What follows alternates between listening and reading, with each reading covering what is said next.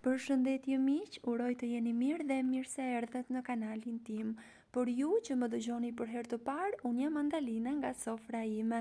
Sot po ndaj me ju një nga ëmbëlsirat më të shëndetshme që do ju mbaj të ngopur gjatë për orë të tëra. Nuk ka as një gram sheqer të përpunuar dhe as një gram miell, por është mjaft e ëmbël. Fillojmë pa humbur kohë. Në tavën e pjekjes do shtojmë një banane, do ruajmë një pjesë për në fund, e shtypim me ndihmën e një piruni derisa të bëhet në formë pureje. Ja kështu si shihni në video. Pasi është gati, do shtojmë një vezë. Dua t'ju kujtoj se këto masat janë për një person. Nëse do përgatisni më shumë, mund të shtoni masat ose mund t'i përgatisni në tava të vogla si në rastin tim.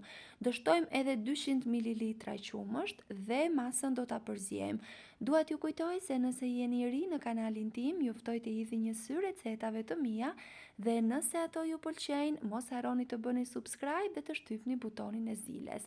Do shtojmë 5 lugë tërshër, 5 lugë gjelle, 1 maj lugë çaji me pluhur fryrës dhe 1 gjysmë lugë çaji me kanellë. Nëse nuk e preferoni kanellën, mund të shtoni vanilje ose karafil pluhur sipas dëshirës suaj.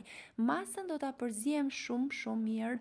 Nuk dua të harroj pa thënë se është kënaqësi për mua gjithmonë të mësoj se nga cili vend i Shqipërisë apo i botës më ndiqni. Nëse keni dëshirë, mund të ma shkruani në koment.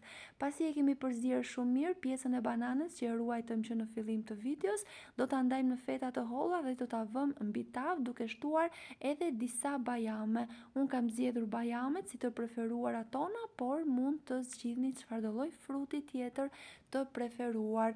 Dhe do ta pjekim në 200 gradë për rreth 30 minuta, pjekja gjithmonë në varësi të sobës që ju keni. E shoqërojmë me mjalt dhe bëhet vërtet shumë e mirë. Provojeni dhe shijojeni. Mos harroni nëse ju pëlqeu kjo video për të më mbështetur, mos harroni të bëni like dhe të lini përshtypjen tuaj në koment. Unë ju falenderoj për të gjithë vëmendjen që ju kushtoni recetave të mia. Do dëgjohemi përsëri në receta të tjera të thjeshta, të shijshme dhe mjaft të shëndetshme.